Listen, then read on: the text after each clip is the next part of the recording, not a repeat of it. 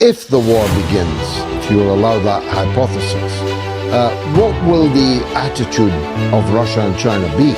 Well, I think we saw that in Venezuela, the Russians and the Chinese were taken by surprise, and their response was very, very muted.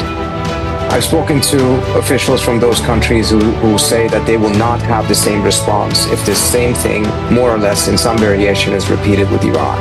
But at the same time, I have a very hard time seeing that the Russians, for instance, would do anything particularly impactful, because what is at the core of their interest is to end the war in Ukraine and find some way of making a deal, and they believe that with Trump they have the best chance of doing so.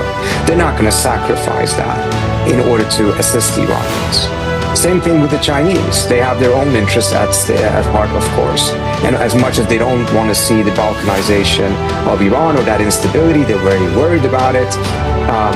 It does not mean that that is a core interest of theirs at this point that would compel them to sacrifice other interests that they have. They see themselves already on a pathway towards some form of a confrontation with the United States, hopefully not a military one.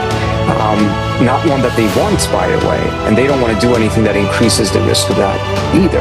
But what would happen to Iran would be costly to the Chinese. They're getting a significant amount of their oil from Iran. Not that it's irreplaceable, but nevertheless, this will be costly. And it will be particularly costly if the United States is using this strategy to slowly but surely take control over more and more of the providers of oil to China, and by that gain a significant amount of leverage over the Chinese. Now, whether that means that Iran is the line that the Chinese will not allow the US to cross or not remains to be seen, but I very much doubt it.